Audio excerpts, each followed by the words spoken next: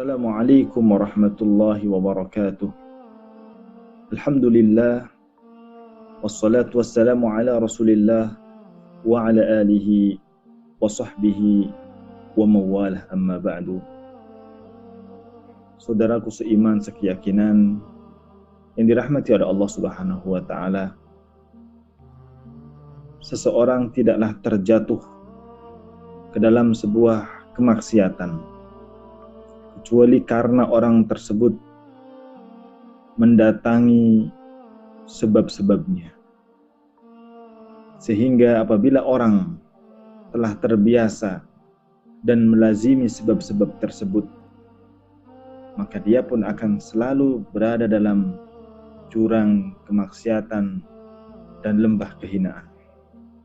Lalu apa saja yang menjadikan faktor penyebab seseorang terjatuh ke dalam kemaksiatan? Di antaranya adalah orang tersebut lalai dari tujuan Allah menciptakannya. Allah Subhanahu wa ta'ala mengatakan dalam ayatnya, A'udzu billahi minasyaitonir rajim, wa ma khalaqtul jinna wal insa illa liya'budun. Tidaklah Allah menciptakan jin dan manusia kecuali untuk mentauhidkan Allah dan beribadah kepada Allah. Ketika seseorang lupa terhadap tujuan di mana Allah menciptakan, maka dia pun akan berada dalam kelalaian. Dan tentunya adalah orang tersebut harus berusaha memfokuskan dirinya, mendisiplinkan perkataan dan perbuatannya untuk selalu sesuai dengan koridor syariat dan meninggalkan larangan-larangan Allah Subhanahu wa ta'ala. Yang selanjutnya, faktor yang menyebabkan seseorang terjatuh pada kemaksiatan adalah karena lemahnya iman. Seorang yang lemah imannya, maka akan cepat sekali dan mudah sekali untuk terjatuh ke dalam sebuah kemaksiatan. Sebaliknya, jika seseorang menjaga dan melazimi ketaatan, maka akan semakin meningkat frekuensi ibadahnya, akan meningkat frekuensi amal solihnya, dan itu adalah indikator adanya iman. Orang yang lemah iman, maka akan senantiasa mencintai apa saja yang dibenci oleh Allah, membenci apa saja yang dicintai oleh Allah Subhanahu wa ta'ala. Dan orang yang lemah imannya tidaklah ketika dia bermaksiat kecuali sebenarnya adalah orang tersebut tidak yakin, kurang mempercayai adanya pahala yang Allah berikan kepada orang-orang yang taat dan ancaman untuk orang-orang yang bermaksiat. Maka lemah iman menjadi sebab seseorang terjatuh ke dalam sebuah kemaksiatan. Orang yang lemah imannya, yang terjatuh dalam kemaksiatannya, dia hanya bisa merasakan nikmatnya ketika berbuat maksiat, ketika berbuat dosa. Dan itu adalah di antara sebabnya karena syaitan telah menghiasinya. Namun, kenikmatan yang dirasakan oleh seseorang tatkala bermaksiat, sesungguhnya kenikmatan itu adalah akan Allah ganti dengan kebinasaan.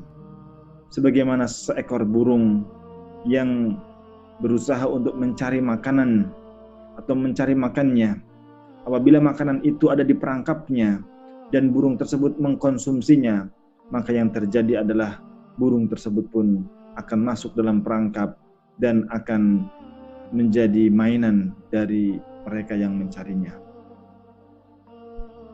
Khonifidin, a'azanullah wa iyyakum. Selanjutnya, seseorang yang terjatuh dalam kemaksiatan tidak lain kecuali karena dia jahil terhadap Allah Subhanahu wa ta'ala, terhadap perintahnya Allah dan larangannya Allah, dan jahil terhadap pahala yang Allah siapkan dan hukuman yang Allah sediakan bagi mereka-mereka yang bermaksiat.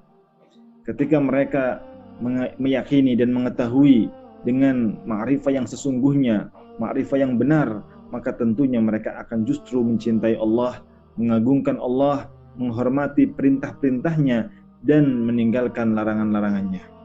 Itu adalah sesungguhnya hakikat orang yang beriman, hakikat orang yang alim. Namun apabila justru dia tidak mengagungkan perintah Allah, maka sesungguhnya adalah orang ini adalah orang yang jahil. Kemudian Rasulullah SAW menyebutkan, inna min asyratis sa'ati an yurfa'al ilmu wa yathbutal jahlu wa yushrabul khamru wa yadharuz zina. Bahwasanya ada tanda-tanda di mana kiamat itu akan terjadi. Di antaranya adalah ilmu itu diangkat, kebodohan merajalela, dan minuman khamr beredar dan dikonsumsi.